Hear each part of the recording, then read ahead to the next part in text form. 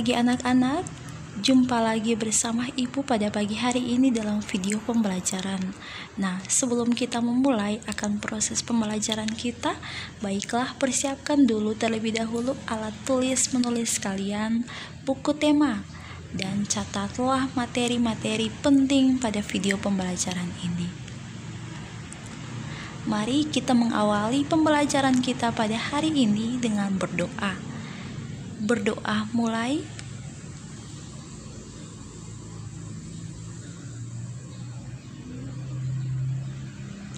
Berdoa selesai.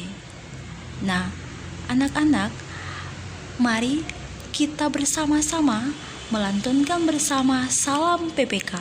Salam PPK. Salam cerdas, berkarakter, menyenangkan, luar biasa, mantap. Oke, terima kasih anak-anak. Nah, anak-anak, mari kita masuk bersama pada hari ini dalam video pembelajaran tema 2, subtema 3, pembelajaran 3 dan 4 dengan muatan pelajaran IPS bersama Ibu Rosalia Lamere. Nah, anak-anak, adapun tujuan pembelajaran yang harus kita capai pada pembelajaran hari ini. Pertama, menjelaskan akibat yang terjadi jika masyarakat tidak bertanggung jawab atas masalah sampah. 2. Mengidentifikasi jenis usaha ekonomi yang dikelola secara sendiri. Kita sudah pernah belajar sebelumnya kan anak-anak, ada jenis-jenis usaha ekonomi yang dikelola secara sendiri maupun dikelola secara berkelompok. Nah, hari ini kita belajar kembali lagi ya jenis usaha ekonomi yang dikelola secara sendiri. 3. Menjelaskan cara menghargai usaha ekonomi orang lain. Seseorang bekerja, berusaha tentu untuk memenuhi kebutuhan ekonomi keluarganya. Nah, bagaimana cara kita untuk menghargai usaha ekonomi orang tersebut? Ini 3 tujuan pembelajaran ya anak-anak yang menjadi sasaran bagi kita untuk belajar hari ini. Nah, anak-anak, apa yang terjadi jika masyarakat tidak bertanggung jawab atas masalah sampah? Coba perhatikan, pasti akan memunculkan banyak persoalan dalam kehidupan. Sampah yang menumpuk dapat mencemari lingkungan dan mengganggu kesehatan organ pernapasan. Anak-anak tahu tidak? Ternyata ada orang-orang yang kegiatan sehari-harinya mengumpulkan sampah dan dapat diolah kembali loh. Iya, benar sekali. Kita biasa menyebut mereka dengan pemulung. Para pemulung biasanya mengumpulkan botol-botol bekas, koran bekas, majalah bekas, dan benda-benda lain yang dapat diolah kembali lagi. Biasanya benda-benda tersebut disetorkan ke orang-orang yang dapat mengolahnya menjadi benda-benda yang berguna, kemudian bisa dijual dan bermanfaat, bisa mendapatkan nilai uang. Nah, anak-anak bisa perhatikan di bawah ini ada beberapa gambar dari bahan-bahan bekas loh yang para pemulung bisa olah kembali lagi menjadi sesuatu yang berguna. Ada tempat gantungan kunci, ada juga tempat aksesoris, sofa, tempat duduk, ada juga tas atau keranjang. Ini semua bisa digunakan kembali lagi.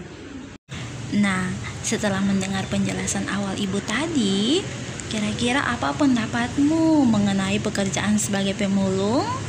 Apa pendapatmu pula mengenai usaha pembuatan benda-benda daur ulang? Bagaimana cara menghargai jasa para pemulung? Bagaimana cara menghargai usaha membuat benda-benda daur ulang? Ayo, kita ikuti penjelasan berikut ya.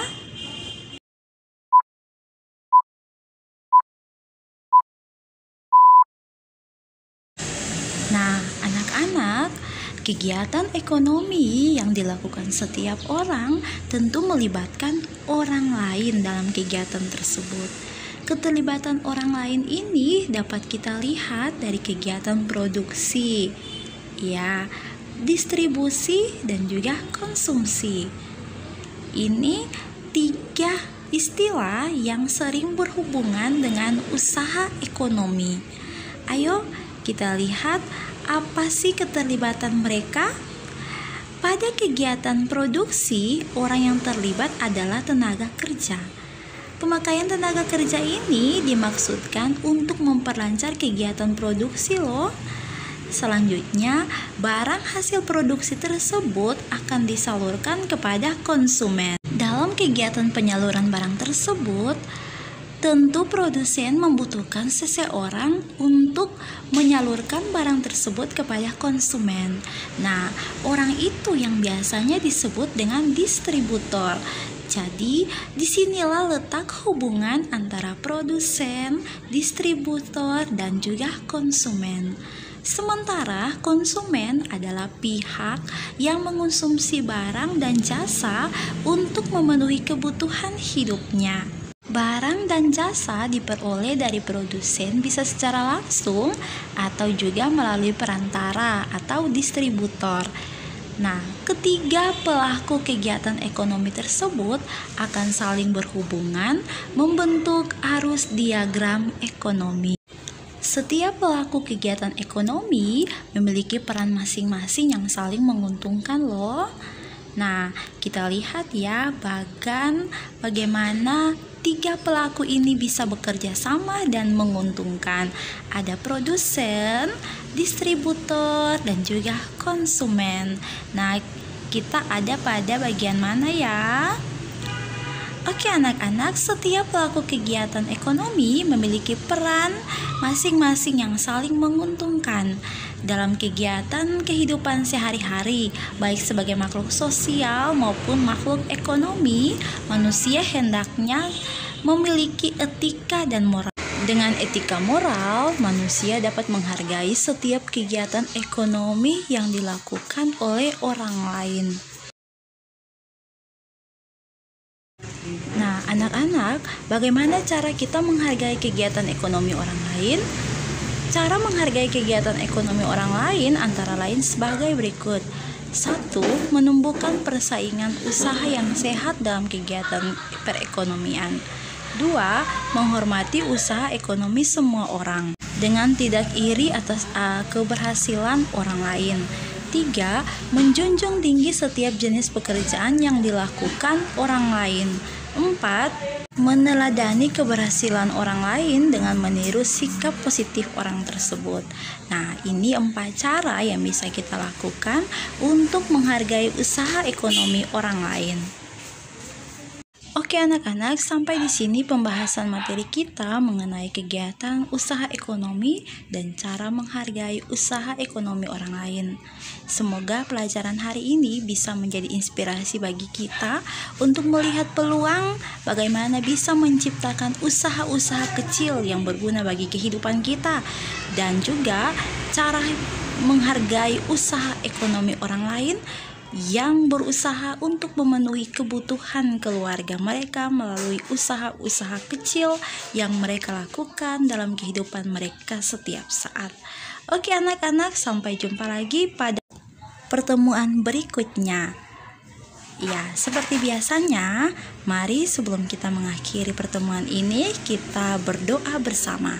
Sikap berdoa semuanya, mari kita berdoa menurut agama dan kepercayaan kita. Berdoa mulai.